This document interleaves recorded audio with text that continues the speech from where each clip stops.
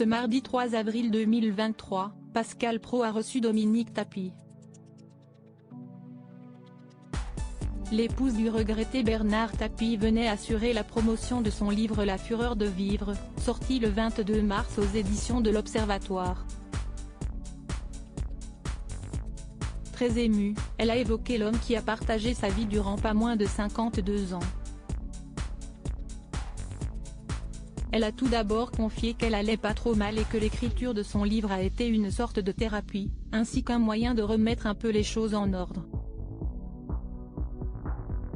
Proche de Bernard Tapie, Pascal Praud confirme qu'il avait une personnalité unique.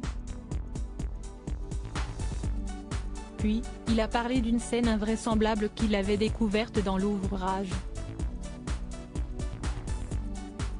Vous écrivez, il m'a pris la main, est resté silencieux quelques minutes. Puis il m'a regardé et m'a lancé, on y va ? Comment cela on y va ? Il a dirigé son regard vers le ciel et soufflé, bah tu vois ce que je veux dire. Je lui ai répondu doucement, mais enfin Bernard, réfléchis. Tu ne peux pas me demander cela. Je ne suis pas prête, j'ai mes enfants, les petits-enfants, les chiens. Je ne veux pas te laisser, je ne peux pas. Si est au-dessus de mes forces.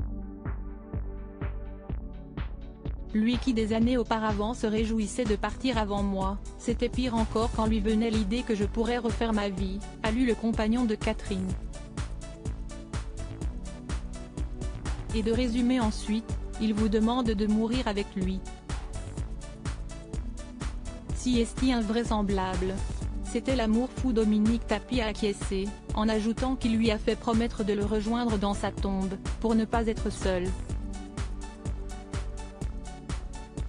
C'était l'amour fou, a-t-elle déclaré.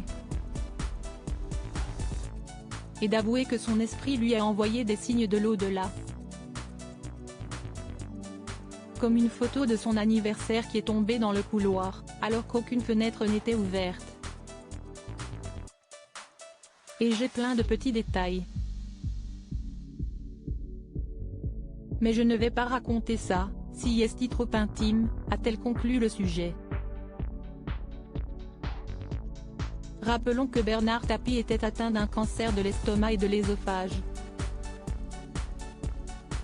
Un combat qu'il a médiatisé. Après un traitement par chimiothérapie et une opération chirurgicale, il a découvert que le cancer s'était étendu à ses poumons. Et en avril 2021, ce sont des métastases aux reins et au cerveau qui sont trouvées.